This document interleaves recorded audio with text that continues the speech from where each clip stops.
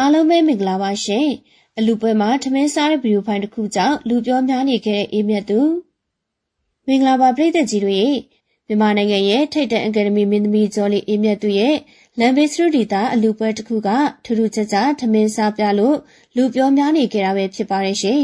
ပုံမှန်အားဖြင့်နိုင်ငံကျော်အမှုပညာရှင်အကယ်ဒမီမင်းသမီးတယောက်လို့ဆိုလိုက်တာနဲ့အမြဲတမ်းလှပကျော်ရှင်းနေပြီးတော့လူအများကြတဲ့တွာလာတဲ့အခါမျိုးမှာတောင်မှတီးတဲ့ PIP ခုံတွေတီးတဲ့အပြင်းစင်နေတဲ့နေထိုင်စားတော့လေးရှိရဲဆိုတာကိုအားလုံးအသိပဲဖြစ်ပါတယ်။ဒါပေမဲ့လည်းပြည်သူချင်းမင်းသမီးအေးမြတ်သူကတော့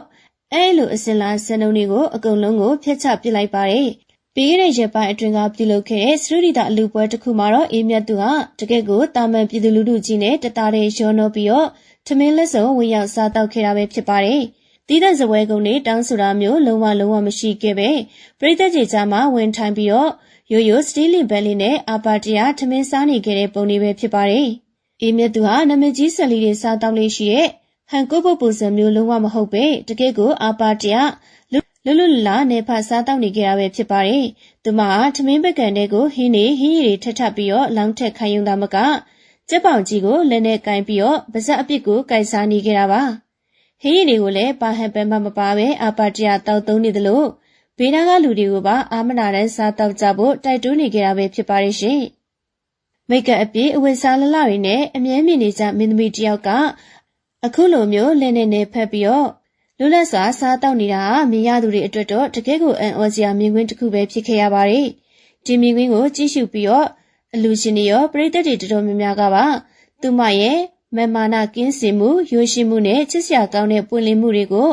အလွန်ပဲသဘောကျနေချိုက်ခဲ့ကြတာပဲဖြစ်ပါတယ်။ဒါပေမဲ့လည်းတခြားတစ်ဖက်မှာတော့ဝေဖန်မှုအတန်ကျတွေကလည်းထွက်ပေါ်လာခဲ့ပါတယ်။တချို့သောပရိသတ်တွေကတော့ဒီလိုရဟာတဘာဝမကျဘူး။အလူပွဲတစ်ခုမှာလှုပ်တင်လှုပ်ထိုက်တာတဲ့နည်းနည်းပူနေသလားလို့မေးခွန်းထုတ်လာကြတာပဲဖြစ်ပါတယ်။ထိတ်တံမင်းသမီးတယောက်အနေနဲ့လူတွေရဲ့ attention ကိုရချင်လို့ရည်ရွယ်ချက်ရှိနဲ့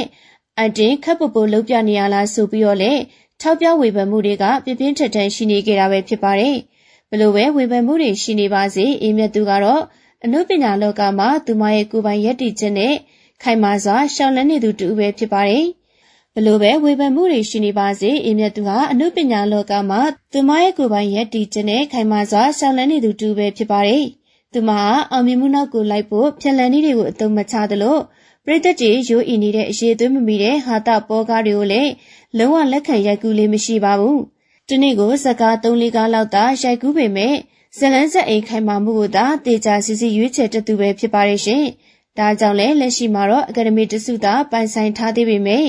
သူမရဲ့တရုတ်ဆောင်အရေးသွေးကိုယုံကြည်တဲ့ပရိသတ်တွေကတော့အရေးသွေးပြည့်ဝတဲ့ရုပ်ရှင်ကားကြီးတွေအများကြီးထပ်မံရိုက်ကူးပြီးတော့အကယ်ဒမီဆုတွေအများကြီးကိုလည်းစုခုနိုင်ဖို့မျှော်လင့်တိုက်တွန်းနေကြတာပဲဖြစ်ပါတယ်။အချစ်ရည်အိမ်တော်ရေးမှာလည်းအရှုပ်ရှင်ကိနဲ့သူမရဲ့အနုပညာအလုပ်တွေကိုသာအာရုံစိုက်ပြီးတော့အေးချမ်းစွာဖြတ်သန်းနေသူဖြစ်တဲ့အတွက်ပရိသတ်တွေရဲ့အချစ်ကိုလည်းအခိုင်အမာရရှိထားတဲ့သူလေးပဲဖြစ်ပါတယ်ရှင်။